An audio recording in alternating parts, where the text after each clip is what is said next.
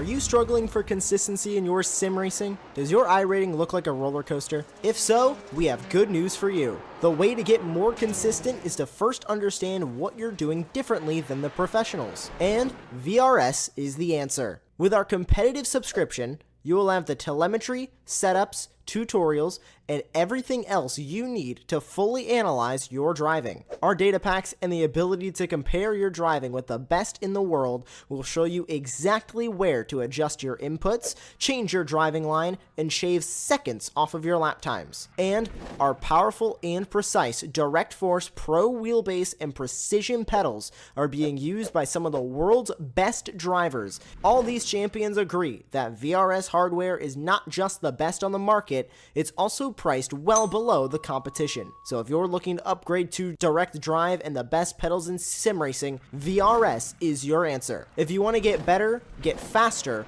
and make it happen sooner rather than later, you owe it to yourself to find out why so many people are switching to VRS. You'll be so glad that you did. Visit www.virtualracingschool.com and learn why the best use VRS.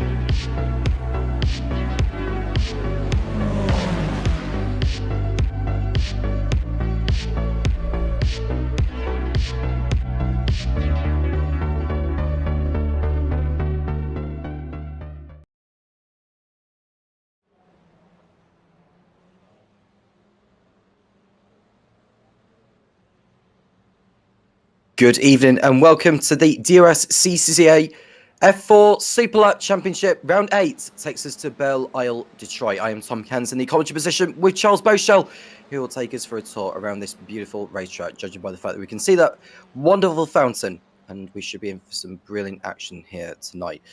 And so we are in qualifying at the moment with Tom Strage at the top of the timing pages with a 1 minute 28.0. Over half a second clear over his nearest rival, Lincoln Olsen. We've still got some drivers who have yet to post lap times at the moment, but hopefully they will do so in due course. With only 4 minutes of qualifying remaining. Let's introduce Charles into the commentary booth and get a word from him and see how he feels tonight's racing is going to go. Charles, good evening, sir. Hey, good evening, Tom. Yeah, it's going to be wow. How do I explain? It's a humbling racetrack here at Belle Isle. The drivers did a really good job last week in the wet at Snetterton, but this is a completely different animal. There's just really no room for error around here. It will humble the best of drivers just because of the narrow confines, the tight cornering that you have to deal with over the course of a lap here and then for a 30-minute race. Just adds to that. So I'm looking forward to a really good race. I think we may see a little more attrition than we would normally see tonight. This is, once again, it's a very difficult race course. And but we'll see how the drivers fare. It's they've had a chance to get some laps in here in practice and now in qualifying. So we'll see if they've kind of learned what to do and what not to do over the course of the race tonight. So we'll hope to get some action around this Belle Isle course, the former home of the IndyCar Racing Series that last competed in 2022 before the venue was moved.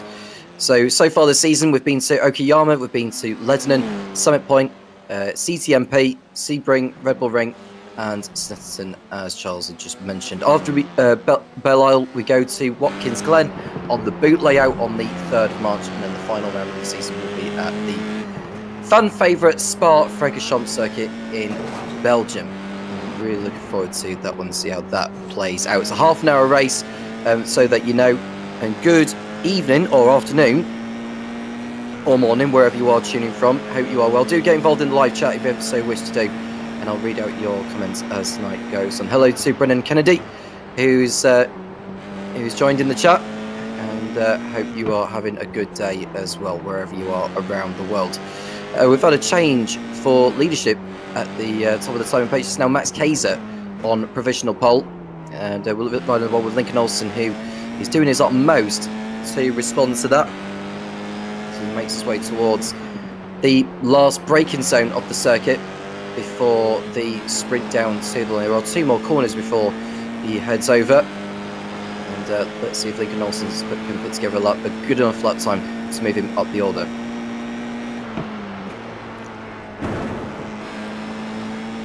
He's gained about a 10.5, but not enough to change position, so he's still in 3rd place.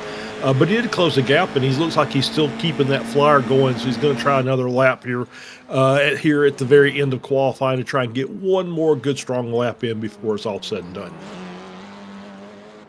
And there is Max Kaiser, who's coming towards the last part of the lap. Can he go back up or continue to extend the margin over everyone else? Around the last corner of the racetrack, there are a total of 14 corners around this racetrack as he goes over the line, and it is not an improvement. Oh, it is an improvement. It's a 1 minute 27.7. He improved by a couple of tenths, so that is good enough for him to cement pole position, I think, with there being 30 seconds to go. Is anyone else coming round to the line? Well, Tom Strage has gone through. I think he might have improved his lap time ever so slightly, but it was not enough to deny Kaiser on that occasion. We've got 22 drivers in the lobby. Josh Mertz and William Lindner have yet to post a time at the moment, but it feels like they're coming around to complete their last laps, and once we hit the 20-minute mark, that is essentially the end of the session, and the drivers will be going back to the pit lane. We might actually go to the last driver to complete his final flying lap. We'll look at Ahmed Beydoun in the Red Bull livery. What can he conjure up here? He's sitting in 5th position. Ooh, just very close. Maybe a little tight tap of the wall there with the left rear of the car as he's working his way around. This is, once again, this is a very difficult course. As you can see, no room for error. You've just gotta hang it out and hope for the best. Hope those tires hang on to the car as you make it around the corner. And he's come across, and I don't think that was not an improvement. So he's going to remain P5 as the close of qualifying is upon us. So we'll be waiting for that for this session to reset as we have a couple more cars out there on laps. Don't know that we've got anybody else who is going to be able to complete a lap in time. We'll see. Yet Carwile moves up to P9. So he did advance 1 position, and I think that was the last car. As I'm hearing the admins with some last-minute driver instructions going on in the voice chat. And there is Huda, who's just stopped on the circuit there, so he will be making his way back to the pit lane.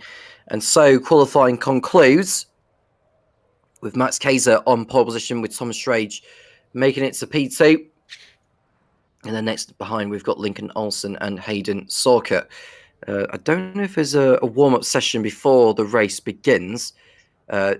You may have to fill me in on that, Charles. I think there is. Hang on, let me check just to make sure.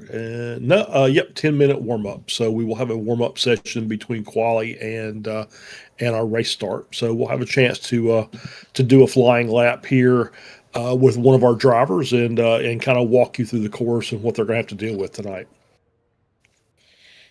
Which is very wonderful to see. And of course, we've got the MX5 races on Thursday evenings as well. The next round will be at Laguna Seca, which should be a very fun affair as well, as far as the 2026 Winter Sim Racing season is concerned, as for the DRSCCA. And I really I look forward to watching that when I get round to it. But are there any sponsors, Charles, that you would like to run us through? Yeah, if you'll give me a minute to pull up my script, because I don't have it memorized. But yes, I will absolutely get on that. So give me 2 seconds there. And championship is coming towards its conclusion for the Winter Sim Racing season, and I think Charles may be ready to run through our sponsors. Yeah, so obviously we're getting the last of the F4 season tonight over the next couple of 3 weeks here, and we do want to thank our sponsors. Obviously, we want to thank the DRSCCA, the Detroit region of the SCCA, without which this is not possible. Additionally, Waterford Hills Road Racing, Metro Detroit's only permanent sanctioned road course. Waterford Hills is located in Clarkston, Michigan, and hosts a 6-weekend race series, a competition driving school, and 9 public open track days. The track is hot from 10 a.m. to 6 p.m. on these event days and is open to the public. A nominal $5 entry fee is all it takes to get you close to the action. You can check out waterfordhills.com for details. Once again, also thank you to the Michigan Turn Marshals for their support as well. If you want to get really close to the action, be sure to check out turnmarshals.org. They can train you to support races like the Detroit Grand Prix, which is a full street circuit now.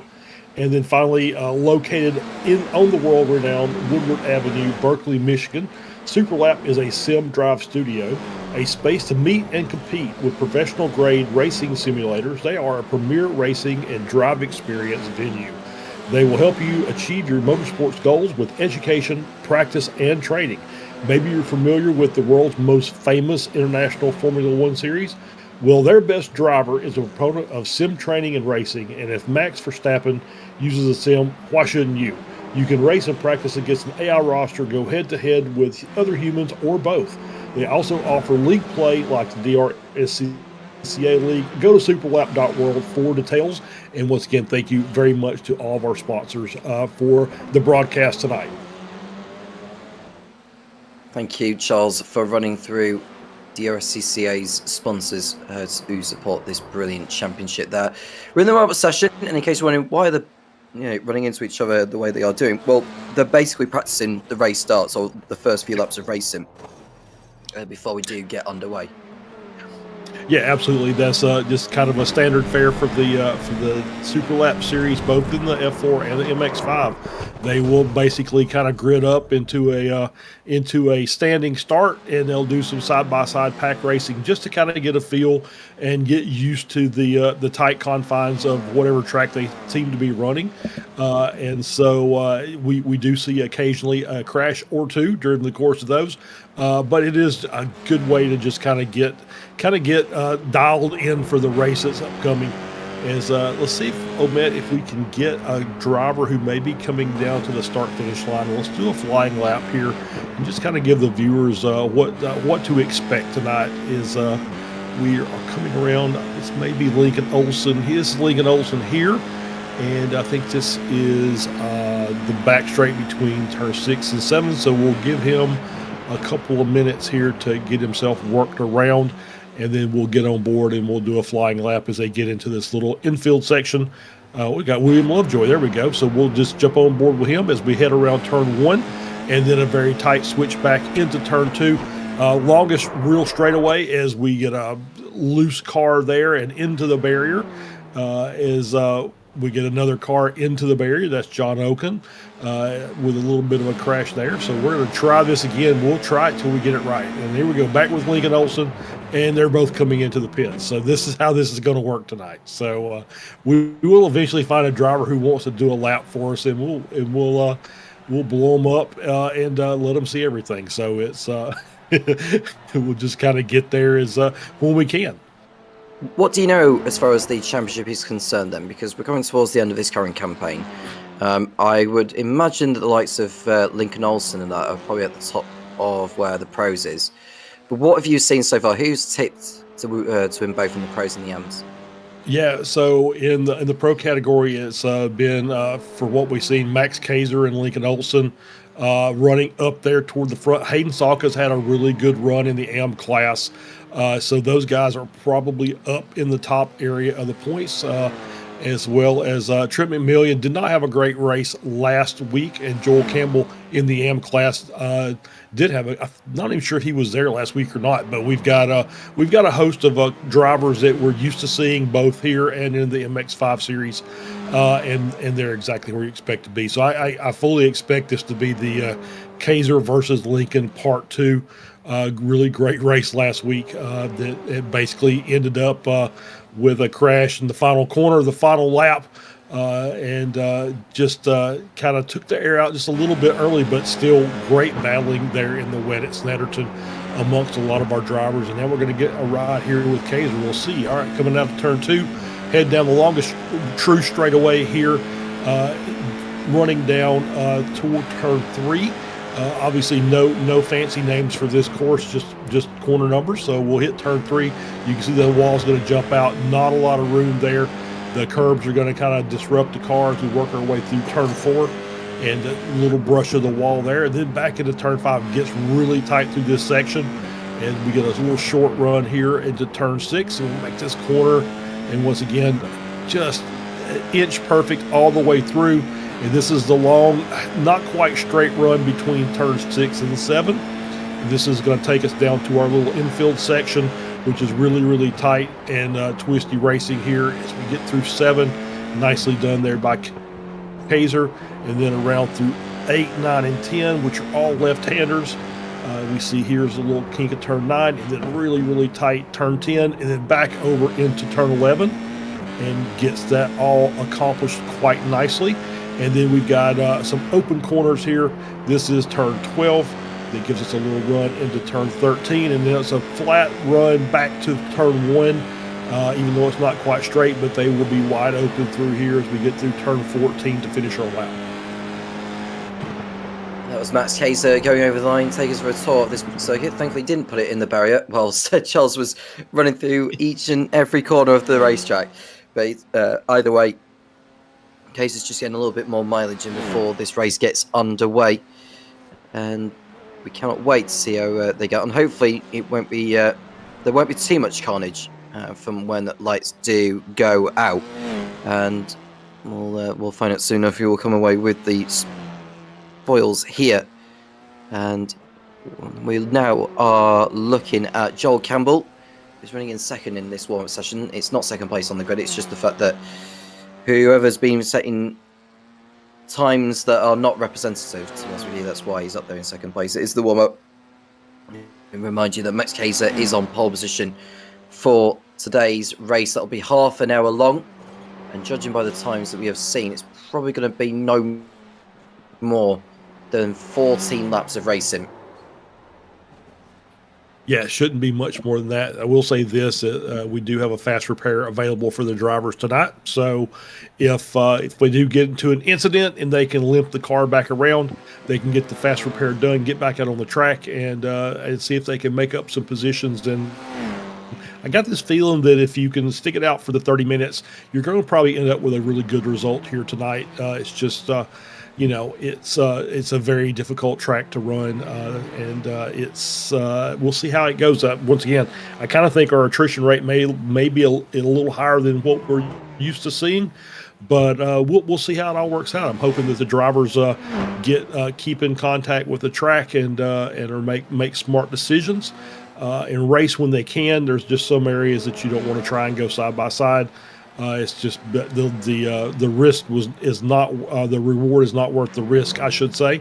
So you want to pick your battles and the areas where you're going to do battle very wisely, as we see Abdel Huda coming out of the section there at turn 11 and up against that wall. I can't tell you how many times I've hit that wall driving race cars here. This is a very, very tough track to try and tame. And there we see Trent McMillan, who is coming round the circuit there. I think that's turn 6. He's just gone through that right-hander before the so-called back straight, where there's a couple of kings before he arrives at turn number 7. And is a twisty sections of 8, 9, 10, and 11 before he heads towards the last braking zone of the circuit. And Trent McMillan, I do like his livery, actually. I think that might be the brand, the colour scheme of the team he's being part of, presumably for multiple championships that he's contesting. Yep, I think you're absolutely right. I think that I've seen that. I think he's got a teammate out there on the track as well. I think there's at least 2 of those cars with the same livery that'll be doing battle tonight. And so the warm-up session has reached its conclusion, and we can run down on the grid for today's race here in Detroit. Max Kaiser on pole, with Tom Strage alongside its Lincoln Olsen and Hayden Sorka on the second row. Ahmed Bidoun and Nicholas Stubelski they are on row number 3. Sean Gaynor and Drew Leonard on row 4, ahead of Ryan Carwile and Joel Campbell. Melvin Mungai and William Lovejoy on row 6, followed by Ryder Poe and Alex Larson. Abdul Huda and David Grudzinski are on row number 8, ahead of Alex Carter and Sven Svoboda. And it's Dave Oken ahead of John Oken, and 21st and 22nd places are comprised of Chubb McMillian and William Lindner. At the back on his own is Josh Mertz. I don't know if he'll actually be competing in this, though. Yep. We'll see. Lindner and Mertz neither did a qualifying lap. And I don't see them on the grid. I think we're still waiting on Trent McMillian as well. But based on where he started, I think he may just do a pit start, and we'll see how that all works out as we're underway. We are, and it's Max Hayes who gets off the line ahead of Thomas Strage, and we can see the field filtering their way through. Sean Gaynor's got the jump on Nick Stubelski at the start, but they're coming out of turn 2 now. No dramas at the moment, but the next corner is where things could kick off if the drivers are not careful. But Max Hayes got the lines to himself, so he's perfectly safe. What about those behind? The second and third place drivers are Lincoln Olsen, who's got in front of Tom Strage now. They have got through safely. Ryder Poe's just moved in front of Abdul Huda for position for 14th, but Tom Strage is coming back on the inside into turn number 5 on Lincoln Olsen, and he made the move stick. We've got drivers in the barrier. It's caused absolute mayhem. Other drivers darting around to avoid, and that was as we predicted. Who ended up in the barrier there, we'll find out in a moment. And but now we can look at William Lovejoy, who's coming towards turn number 7. He's looking to make up some places ahead of Abdul Huda and Alex Larson, who's coming through, and around the outside, actually. I think William Lovejoy may have damaged Charles. Yeah, I think so. I did see Lincoln Olsen hit the wall, I think, coming out of turn 4, and that was the impetus for allowing Strage around, and so we'll see. But yeah, looks like Lovejoy. We do have a couple cars in the back, a 16 car there as well, into the barrier. That was Ben Svoboda, as we'll get a replay here, and this is Drew Leonard on board the 22 car, and just see the car in front with a spin, and that is all it takes, and track is blocked for 2/3 of it as you get one car sideways, and you're basically into it. We've got 4 cars coming, 4 cars with meatball flags as we get the other replay there. That's Dave Oken in the shiny gold car, but Grudzinski, John Oken, Drew Leonard, Sean Gaynor, Ben Svoboda, all have been in the pits or have a meatball flag that they'll have to serve. You see 16 there again, just sliding, just locking the fronts up and sliding into the barrier. Yeah, the car would have been damaged from the impact there, and there goes Ben Svoboda, if I could get my words out. But either way, the field are filtered way through. We're on lap number 2 now already, and we are with Ahmed Bidoun, who is sitting in 3rd place or 4th in the pros. He's coming around. We've got a driver back in the pit lanes, Alex Larson, who's continued to struggle in this one. Grudzinski and Oken have got black and orange flags next to their names on the timing tower. That means they've got some form of damage and will be required to pit. But at the moment, it's Kaiser who leads by 7 tenths over Tom Strage. Yep, Lincoln Olsen's sitting there in 3rd, but the top 3 have already kind of pulled the gap to Hayden Sorka, the AM leader, sitting there in P4. So 2.7, the gap between 3rd and 4th place, as Sorka has Bidoun and Stubelski in tow as they're working their way through the corners there. As we get back to Max Kaiser up front, half-second gap to the lead. As you can see the gap back to the next group of cars, and you see Lincoln Olsen there a little bit into the grass. That's probably okay. You got to be very careful though. Ooh, I think that was Bidoun off the tire barrier. That is not what you want to do as you're going through turn 3. Yeah, he got caught offline there, and he caught the barrier, which won't have done the car too much good. We've got drivers with issues at the moment further back. I think that's John Oken and David Grudzinski, who are both in pit lane, and Huda is also got damage to his machine, so he's had some trouble. Oh, that's Huda who whacked the barrier on the exit of turn number 11. And then the replay here, and this is Huda working his way around. I think that is in through. Oh, just a loop, and then, oh no, and then backing into the traffic. It's never a good thing. Did his best. I thought no, the brakes were on, trying to hang on. As we'll get the second incident by Huda here, and I think this is going into turn 6. And yeah, just another replay there, and that was Larson. There's the little damage from Larson, caused him to come into the pits. And now we're going to get a replay of the second incident with Huda. This is coming out of turn number 10 and 11, I believe, or coming into actually to 8, 9, and 10, and just losing the rear of the car. Very easy to do there. You're asking a lot for those rear tires to try and carry that much momentum around that triple left-hander, and just couldn't sustain it. There's a lockup from Ryan Carwile. He is determined to go on by Joel Campbell for position. Both have made up places from where they started on the grid. Drew Lennox moved in front of Dave Oakham further back into 13, looking to make up for lost ground. But at the moment, the top 4 are in the same positions as where they were on the grid. Nick Stuberski is ahead of Ahmed Beydoun as a consequence of Beydoun running wide at turn number 3. He was able to keep going though, interestingly, despite that tap against the barrier. There we look at Ryan Carwile, who's giving Joel Campbell a run for his money. Yeah, doing a pretty good job. Carwile had some good moments last week at Snetterton, and is continuing that as he's working his way. He's up a position, and we see another slow car. That may be Beydoun. Again, it's the 11 car, actually, which is John Oaken's lap down. So they're working their way through that traffic. Successfully done there as Carwile continues tries to continue his ascent upward. And out they come, and we've got another driver in the walls now. I think John Oaken has found the barrier again, and it looks like he's gone no further in this one. We've got 19 drivers still going.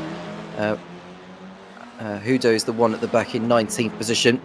But there we look at Sean Gaynor running in 16th. Oh. In front of him, he's run into what looks like William Lovejoy or Trent McMillan, I should say. But unbelievably, they were able to avoid damage.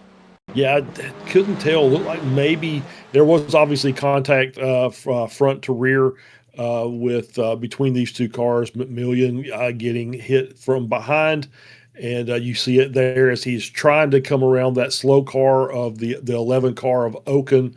I think was in the path in a very tight section of track. Contact made. I thought it desynced there. I thought maybe that he had lost his rear wing, McMillan, but apparently not. Apparently it's back on there, and he's continuing on. But I think he just came to the pits, got his damage repaired, and is back out on the track. Oh, that was a little bit offline there from Joel Campbell. I thought he wasn't going to maybe find the barrier, but luckily he was able to keep going as he's doing. And now he's got Ryan Carwile on his tail coming out of turn number 12. Now if Weil can get this right, he may be able to get a run on him towards turn number 3 and go through. And it looks like next to he's just having a little bit of connection issues at the moment. And he's able to keep going as he is. Dave Oaken and David Grusinski had been in the pit lane, presumably with damage. But there we see Carwile going through on Campbell for position. And that is that's the AM driver going through on this occasion, or the pro driver should say. That's the pro going past the AM. Thankfully, Carwile keeps out of the barrier and he's up into P7. Yep, nice little run there. Took the draft, used it to his advantage, made the pass, and held on to it through turn 3 as we've moved up here to P5 and Nicholas Stabelski. Just in front of Ahmed Beydoun, who is continuing on, even though he had a little bit of a meeting with tire barrier, has not done too much damage to his car. Is able to continue and hang on to this pack here. It includes and led by Hayden Salka, working their way through 8, 9, and 10 as they go through.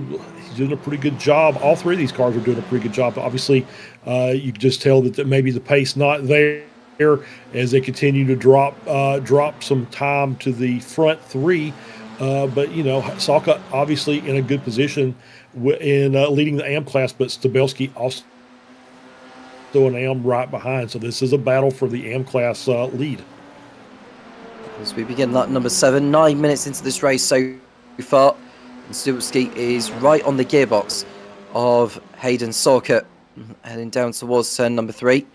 It looks like Abdul Huda has ended up with damage and he's found the barrier and is back to pit lane. We'll find out exactly what he's been up to. But you can just see Salka a little wide compared to Stabelski. Stabelski is in the same class as him. So they're coming round to, well, they're continuing their battle essentially for the lead in that respective class. Whilst the likes of Lincoln Olsen, Tom Strage and Max Kaiser are continuing to shoot further and further up the road. Yeah, just definitely tell that there's a skill gap a little bit. You know, obviously that's what you expect between pros and AMs. You expect the pros to get out front and kind of leave the AMs behind, as we see Stabelski with a move down on the inside there. That is into turn 7 and able to make that pass and make it stick. So great bit of driving there by Stabelski to get past Salka to take the AM class lead. Further down the order, we are looking at, well, whilst we are looking at the battle between Stabelski, Salka and Beidoun, we've also got Carwile and Campbell who are closing on these, particularly Carwile, who's been at it in the last number of laps now. Looking at his lap times, Carwile's now setting times in the 1 minute 29s, which is similar to what those ahead of him are producing. But the best lap of the race so far is coming from Tom Strage in second position with 1 minute 28.0, and his rival Max Kaiser has posted a 1:28.0 as well, albeit a little bit slower than what he's doing. But on the last lap, Strage was able to draw down the gap by a couple of tenths, close down the gap by a couple of tenths, and he's now 1.1 seconds off him. Yeah, doing a good job of trying to just keep Kaiser in sight there as Kaiser continues the onslaught there. The gap is not much, but it doesn't take but a couple of tenths per lap, and the next thing you know, you're out ahead by a couple of seconds. So it's just a matter of at this point trying to be consistent with your line, be consistent through the corners. Don't make that one critical mistake, because it only takes one corner. You get that wrong, you're into a barrier, concrete barrier, tire barrier, and the next thing you know, you're fighting for your life just trying to keep the car on track. There are the drivers sitting in 5th and 6th. Salka ahead of Beidoun. Carwell is less than a couple of seconds off these now. He's determined to get onto the rear of the pair. The gap coming down to 7 tenths between Kaiser and Strage in the battle for the lead, as they have already begun their 9th lap of the race. 12 minutes in, and since the first lap, we've not really had too many dramas involved in the field. It looks like they've behaved themselves over the course of this. 18 drivers are still going. Oh, and Kaiser, a little twitch into turn number 3, and Strage will be encouraged by that. The gap now down to 4 tenths. Yeah, absolutely. Like I said, it only takes one little mistake, and the next thing you know, you're starting to struggle, and you see Kaiser running just a little bit wide, coming through there, trying to really keep his momentum going forward, trying to keep the pace of the car, and Strage doing a good job of just keeping the pressure on from behind, and got that gap down now to 3 tenths as they've checked out over Lincoln Olsen. Lincoln Olsen may have some damage from that first lap bounce off the wall, so he may be kind of dealing with a ill handling F4 car there, and he's just losing time tenths at a time, as now it's 4-second gap between himself and Strage. Further back down the field, that is William Lovejoy, who has got Alex Carter for company, and we've just switched away to Hayden Salka, who's in front of Ahmed Beidoun in the battle for 5th place. And I do agree that I think Olsen's in the pit lane. Yeah, he's found the barrier, Charles. He's definitely hit the barrier somewhere, otherwise he wouldn't have been losing all that time, and he wouldn't need to be pitting. Yeah, absolutely. He's come in to say, you know what, I can't compete with what I've got, so let me come in, take my fast repair, get that done, and I'm just kind of watching his time, 4.5 seconds in the pits. So a quick stop in, Maybe took a tire, maybe took 2 tires as well. Very quick stop there, but the fast repair takes a second or two of pit time, and then maybe an additional, like I said, a couple of seconds there to take a couple of tires that may have he may have damaged during the course of this after he's bounced off the wall. So he's going to pop back out all the way down in P8. So he's got a couple AMs in front of him, and as well as Carwile and Baydoun. So he's got an opportunity to make up some time. Did show some speed early, so he has a chance to make up a couple of positions before this race is done, as we're coming up on the halfway point of this 30-minute race. And there we see Lincoln Olsen in 8th position after the fast repair, which he took. Further back, that is William Lovejoy going through on Alex Carter. Alex Carter's been struggling, to be honest with you. I don't know what's going on down there, because the lines they're taking are not exactly as optimal as what we're seeing from the leaders. That's probably the reason why they're in the AMs, whereas those further up, a lot of them are in the pros. But Carter is coming back at Lovejoy on the back straight through the Kings towards turn number 7. And out around the outside. Well, Carter thought about going through on the outside, but that was never going to work. Carwell was the latest. Oh, that's a spin and carnage. And the fact that William Lovejoy couldn't avoid it has caused damage. Well, in fact, it was Carter that went over the top of Lovejoy. My apologies. But that is the thing with these machines. They're so easy to lose the rear coming out of corners like this one. I just wouldn't carry too much speed, Charles. That was what it was. Absolutely, yeah, and when you're trailing a guy trying to put pressure on them, and then they make a mistake, sometimes there's just no room for you to get out of the way, and that's exactly what happened there. As we saw Carter lose the rear of the car, and there's nowhere for the car behind to go. So it's going to have to just take that, and we've got a couple more cars in the pits as well. Do see Grodzinski and Svoboda with meatball flags toward the back of the field, so more damage being applied by this racetrack to these F4 cars. There are the top two. Kaiser has still got Strage on his tail as they come around to complete their 11th lap. We're now into the second half of the race, and we've just had a little bit of drama involving Ryan Carwile and William Lovejoy. Both have kept going though. They have made their fast repairs and are now out on their way. And there is Carwile on the tail of Ryder Poe as they come towards turn number 12. In the slipstream, here's Carwile. Is he heading on through? Well, not at that corner he won't, but he'll line it up for turn number 3, that's for sure. Yeah, he's going to try and make the move as we come around through pit area through 14 and back down into 1. So not really much of a chance here. So he's going to kind of ride back, but you're right. He's going to try and get it down the straightaway. Poe doing a good job up 4 positions, and sometimes just keeping the car clean and keeping it off the barrier is enough to get a good result. As I kind of mentioned at the beginning of this, is being consistent. And being safe sometimes is a better option than being fast, because fast will sometimes get you into trouble, as we've seen. But Carwile making the move around up to P9, Poe drops down to P10, still having himself quite a good run. Trip McMillian up to 14th, up 7 positions. So had a little struggle early and has settled down. And Lincoln Olsen already making up the stagger on Campbell.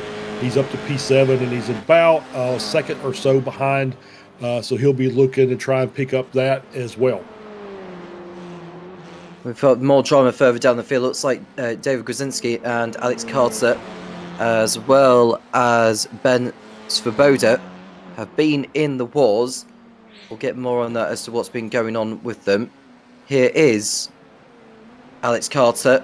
This is at the same corner. Is this no, this is a separate instance to the one we saw with William Lovejoy. This is at turn number 8. Oh, he just got off line and just missed his braking point there, did Alex Carter. Yeah, that car won't turn well with 3 wheels, unfortunately. But yeah, just you can tell that maybe not quite enough practice for maybe a couple of these drivers to get the handle of the racing line in a couple of corners, and you saw him just cut the corner, jump the curb, and then that was just straight line into the wall. So very unfortunate for Carter there. He's going to have to come back to the pits, and this will be his second time through, which means he's already taken his fast repair, which means he'll be sitting there for a while as that car gets repaired. So it's at least 2 to 3 minutes per corner. So he's going to lose a couple of laps there to the rest of the field. And there we see the top two close.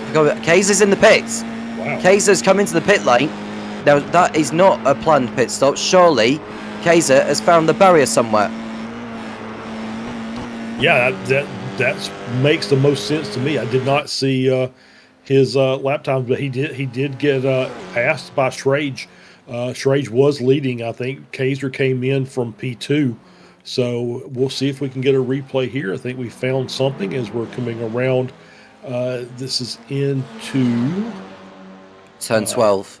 Turn 12, and just coming into the pit. So something had already happened to that car, and comes in and gets his fast repair done and back out on track. Comes back out in P3. So he's lost a ton of time, but only one position from where he came in. And he's just in front of Hayden Salka. We're seeing more and more drivers come into the pit lane. I'm getting the feeling that these pit stops may actually be planned so that they can get the fast repair done for these drivers. Baydoun has come out of the pit lane a bit too quickly, so he'll have to serve a penalty within the next 3 laps. But Tom Strange is now your new race leader. Will he respond to Casey coming into the pit lane? He'll feel that he can stay out there, but I don't think he can, you know. See, I'm thinking, I kind of agree with you. It looks like everybody's coming into the pits and taking their stop, and it's usually around 4.5 to 5.5 seconds. So maybe, as we get a little car loose there in front of Kaiser, that's Stabelski, is just kind of brushing the wall. So maybe they needed a little bit of fuel to get to the end of this race. So maybe that's what it is. We see Kaiser on the outside now, working his way around and passes Stabelski, who comes into the pits along with Hayden Salka. So both those cars are coming in. So that kind of feels like that maybe we got to come in for at least a little bit of fuel to get to the end of this race. Well, Salka is in as well. I think everyone's making a pit stop in this one. So we'll take my word back for earlier. And, Tom Strange will feel they may be all right to continue. He's got 22 seconds in hand over Max Kaiser. Lincoln Olsen is now back up into 3rd place after he pitted in a considerable number of laps ago. But Baydoun's now in the pit lane to serve his penalty. He'll fall behind Mungai as he comes out of the pit lane. And Mungai's gone through into 8th position. And it'll be Drew Leonard, who I think will end up going through, unless I'm mistaken. I think Baydoun was able to rejoin ahead of Leonard. So Baydoun losing only 1 position as a consequence of coming in. It might have been 2, but either way, he's lost a bundle of time having to take that penalty. I'm just kind of watching the time difference between Schrage and Kaiser, and looks like Schrage, here comes Schrage into the pit, so we're going to get our answer very quickly. If Kaiser was making up any time after that pit stop, and it kind of looked like it was dropping a little bit, so we'll see as Schrage is in the pits now for his stop. We'll see where Kaiser comes out. He's coming around through 12 and 13 now, so we got the run down the front straight as we see Schrage coming in for his stop. And in and then out as we're back out on the track, and here comes Kaiser around. We'll see where this checks out. We're going to be really, really close. Half-second gap behind, 4.5 seconds back to Lincoln Olsen in 3rd. So Schrage hangs on to P1, but the gap now 1/2 second between himself and Max Kaiser. So Max will be looking to close that down in short order. An overcut complete by Tom Strange as he holds on to the lead ahead of Max Kaiser as the laps continue to tick down. Just 7 minutes to go in this race in the DRSCCA F4 Super Lap Championship. And it looks like Tom Strange may have one hand on the race-winning trophy today. Lincoln Olsen is less than 4 seconds off the lead, and he'll be hoping to do something about that. He's got a car in the way, though. That is Trent McMillan, who is running in 14th place. He gets out of the way, and so Lincoln Olsen can go after the top 2. Yeah, a good bit of sportsmanship there by McMillan, already a lap down. So he says, you know what, I'm all right where I am. Let me just get out of the way and let Lincoln go through, and he can continue his charge forward as he continues to close that gap down. So he's showing a bit of pace there. Was about a second faster last lap than Kaiser, so he is absolutely on it right now, trying to make that gap as tiny as he can, as quickly as he can, with 6 minutes left in this race. Carwile, after his pit stop, has done very well to go up into 5th position. Now going after the leading AM driver of Nick Stulski, who's ringing 4th, 3 seconds further up the road from Carwile. So Carwile's going to have to really dig deep if he was to take that position away. But he's got Hayden Sorka on his tail, who is putting in some good lap times as well himself. It looks like Melvin Mungo may be on the move, because he posted his personal best lap of the race with 1 minute 29.7 in his pursuit of Joel Campbell. And talking about Joel Campbell, he's found the barrier and he's got damage. Oh, tough break, as Campbell now was having a good run up in the top 10. Now is going to have to come in for his pit stop. But yeah, I'm getting where Omet's saying it looks fine. I'm trying to see where the damage is. There's enough damage there that they said there was a meatball on the car. So let's see. Let's get him on a straightaway, Omet. Let's go into a cockpit view and see what his steering looks like, and see if he's maybe got one hand a little bit higher or lower than the other. And that looks pretty good. I'm not really sure what's going on there. Why we would have a meatball on that car? But that's kind of there's a little right. Yeah, go ahead. Yeah, I think there's a little reluctance in the way he's turning in there compared to how he would be if the damage wasn't there. So I'm adamant that he has caught the barrier. Has Joel Campbell. Well, definitely looks like it as a meatball flag on his car. So yeah, I'm going to say he's unfortunately going to have to come in and get that repaired. I think we were at 4 to go last time by, so I don't think he's going to be able to avoid coming into the pits. Well, there are the top two, Schrage and Kaiser once again. Schrage continuing to hold on, and into the pit lane comes Joel Campbell, who hope to get out as soon as he can. He's already made a pit stop before that, so he'll lose even more ground. He might be joined ahead of Ryder Poe if he's lucky. It wouldn't surprise me if he fell back behind him by the time he came back out. It just kind of all depends if he's taken his fast repair already, because if he hasn't, it'll be a quick stop. Ooh, it's Kaiser with a little bit of curb there. Had to really kind of check that car up and get it under control. Been able to keep going there with a 6/10 and now a little slide from the back as well. So really trying to put the pressure on, and as you can see, the car not really wanting to comply with the extra requests from the driver there, as Kaiser doing all he can do to try and make up the time, but he's losing a tenth here and there just from having to make corrections inside that cockpit. Now it's Sean Gaynor who's now behind Joel Campbell. Campbell has rejoined the race after making that unscheduled pit stop, so he's on his way to what I think is going to end up being a 10th place finish. He may use the next few laps as a bit of a test session to try and close in on Ryder Poe, but that's as good as it will get for him.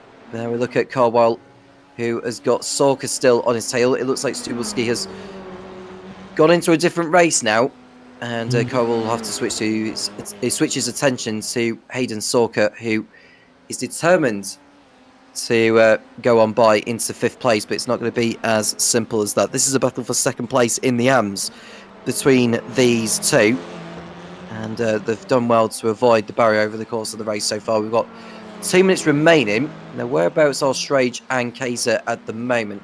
Because they are coming towards the end. I think it's 1 and 1 more. So by the time Schrage gets round, it will be the final lap. It will be the final lap the next time they come round. So it's going to be tight, though, because the best lap times we've seen have been 1 minute 28. So we'll see when they go over the line. We'll get a white flag. That's a car that's found the barrier as well. And we'll find out exactly who that is. But there are Schrage and Kaiser who are going through. And I think it's 2 more laps yet. So we've got 2 more laps of racing for the leaders. And we've been told that it's William Lovejoy who's the one that found the barrier, or at least spun at turn number 12. Yeah, it was very close there. But, 2 laps to go. And we'll see if, once again, Kaiser's closed that gap down now 0.2 of a second going into the corner. So he's found a little bit of pace there. The car is starting to comply a little bit better, and he's really starting to crank up the pressure on Schrage here, as we'll be at the white flag next time by. So you see Schrage really trying to hang it out and keep it going forward as he's taking wide exits out of these corners. So as we're heading down from between 6 and 7, so next little bit here going to be some very tight racing. We'll see if Kaiser can close the distance. Kaiser is trying to find a different line compared to Schrage as the corners continue to reduce on this penultimate lap. Who's going to take victory here at Belle Isle, Detroit? Will it be Schrage or will it be Kaiser? Well, they've got a few more miles to endure before the checker flag arrives. It will be the white flag next time around, although they are coming towards turn number 12. This is going to be tight. I hope it's not the end of the race on this lap, because we've enjoyed a brilliant battle between these two, and Kaiser is right on the tail as they come round. It is the white flag for these two. Very, very close. So one more to go. Oh, a little bit tight there on turn 1 as Schrage kind of rides over the curb. White flag by 2 seconds as Kaiser still trying to close it down 3.5 tenths and closing down this straightaway as he carries the momentum down into turn 3. A little bit of lock up there by Schrage. That's going to tighten that up as well. So you see Schrage really trying to carry this momentum through the corner and had to lock up the inside front tire as he's just trying to get on the binders to get that car slowed. Yeah, out of turn 6 they come now, and this needs to be the best run that Kaiser has had all race, and actually catch Schrage by surprise. And it looks like Trent McMillan has found the barrier as well. He's gone no further in this race, but these two are coming round for the last time. No way through for Kaiser. I think it's going to be turn 12, the last realistic overtaking spot for him to go on through. Has he got anything left to try and deprive Tom Schrage of the go through at turn 11, and Max Kaiser's done it! A brilliant pass at turn number 11 past Tom Schrage, and that is the moment that has decided the race at Belle Isle. He came from so far back, he had no right to go for it from that far back, but Max Kaiser is coming through out of the last couple of kings to win in Belle Isle in the DRSCCA Super Lap F4 Series. Well done to Max Kaiser right at the death. That was superb. Absolutely fantastic pass there on a very tight turn 11. Just slides around to the inside, just releases the brake, carries the momentum into 11, takes it to the inside and works his way through. What a brilliant move there by Kaiser to make that pass in a very, very tight corner there as you're trying to get the car switched back over. And Kaiser, brilliant maneuver to grab the victory there in the final mile of this race. Lincoln Olsen completes the podium in 3rd position, and the winner in the AMS goes to Nick Stilbesky, ahead of Ryan Carwile, who finishes 5th and 4th in the pros. Hayden Sorka 2nd in the AMS, and Melvin Mungai makes it to 3rd position in the AMS. Very well done to him. We didn't really speak too much about Melvin Mungai over the course of the race, but he's done his job tonight, and he's put on a really, really good performance. Drew Leonard, Ryder Poe, and Joel Campbell round up the top 10. We've got Sean Gaynor, Ahmed Beydoun. William Lovejoy's crossed over the line already, and Dave Oken has made it to 14th position and a lap down. So that draws the curtain down on a brilliant race here at Belle Isle. And one man who left it until the end was Max Kaiser at turn number 11. He pulled off the move on Tom Schrage to take victory. After being overcut in the pit stops, he never let his guard down, and he just absolutely sent it and has been rewarded magnificently. Let's have a rundown on the race result then here at Belle Isle after half an hour of action with pit stops involved and plenty of on-track action. Max Kaiser is the winner with Tom Schrage in 2nd place, Lincoln Olsen 3rd with Nick Stubelski, the winner in the AMS, in 4th position. Ryan Carwile in 5th place ahead of Hayden Sorka with Melvin Mungai, Drew Leonard, Ryder Poe and Joel Campbell rounding out the top 10. Sean Gaynor 11th, followed by Ahmed Beydoun, who had to serve a penalty for speeding in the pit lane. He dropped down to 12th ahead of William Lovejoy and Dave Oken. Trent McMillan dropped out with a couple of laps to go after crashing. We also lost Alex Carter and David Grudzinski, Ben Svoboda, John Oken, Abdul Huda, Alex Larson, and we lost the likes of Josh Mertz, who I don't think even started that one, and neither did William Lindner. Yeah, a brilliant race tonight. If you finished on the lead lap of this race, you've done well. You had a lot to be proud of. This was a once again very very technical circuit here, and the admins here at the DRSCCA F4 series are really putting these drivers to the test week in and week out. And I think it gets a little easier next week as we head over to Watkins Glen. I believe, is that right? And so I think we're going to be in for a really good show. But yeah, great job tonight from all the drivers. It's a very very difficult track to drive, and just trying to get getting the race finished is an accomplishment here. Wonderful to see. We'll get a word with a driver or two whilst we wait for the drivers just to cool down a little bit before they do find themselves in the waiting room. But do you know, in terms of how that affects things in the championship standings, Charles? Because from what I understand, that's a good question, because I don't have the championship standings in front of me, so I really couldn't tell you, but so I have no idea. Okay, well, what I do know is that there are 12 championship trophies awarded, 3 for each car and class, and there are 2 drop weeks involved. So the driver's worst 2 scores will be applied. I'm not sure if that includes the last round of the season, but we'll find out soon enough anyway. But either way, we've been treated to a splendid race here in Detroit. We'll give it a couple more minutes, and if there's no one joining in the waiting room, then we'll just end it there. But what did you make of that race, Charles? Because that race it did go on by quite quickly. Well, the save was best until last. Yeah, absolutely.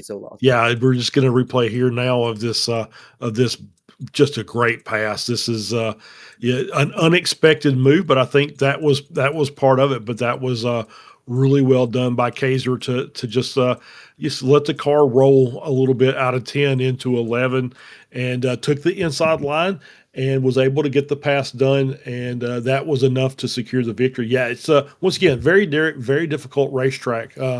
I've seen lots of very very skilled drivers end up in the barrier here. So once again, if you manage to complete this 30-minute race, you've done a good job. Obviously, lots to learn, and hundreds and hundreds of laps to get really proficient at a track like this. And it just obviously, because it's not it's no longer a Indy/IMSA stop on the calendar, doesn't get used quite as much as it used to. So it's a shame, because this is a really good track for learning, and I think that's a good reason that the F4 series here put it on the calendar. It gives the drivers a chance to really work on keeping the car in a line, in the racing line properly, and some good racecraft as well. Alicia's coming and saying, a beautiful day for a race on Belle Isle. I couldn't agree more with you, Alicia. Mm-hmm. And of course, double trouble for the Okens. And yeah, that's another thing. Both Dave and John didn't make it to the end of today's event. So bad luck to them. And but yeah, hopefully they'll come back stronger next week at Watkins Glen. It doesn't feel to me like anyone is waiting around in the interview room. So we'll wrap it up there. And just want to say huge thank you to all our sponsors for supporting the series, and thank you to all the drivers for participating in tonight's round here in Belle Isle. If you enjoyed it that much, do make sure you like and subscribe, and that way you won't miss a thing. And the drivers will do it again next week at Watkins Glen on the boot layout, so you know where to tune in then. Same time next week. I am Tom Cairns with Charles Beauchel with Amet behind the scenes on production, and we'll speak to you again soon when the DRSCCA F4 Super Lap Championship returns. Good night.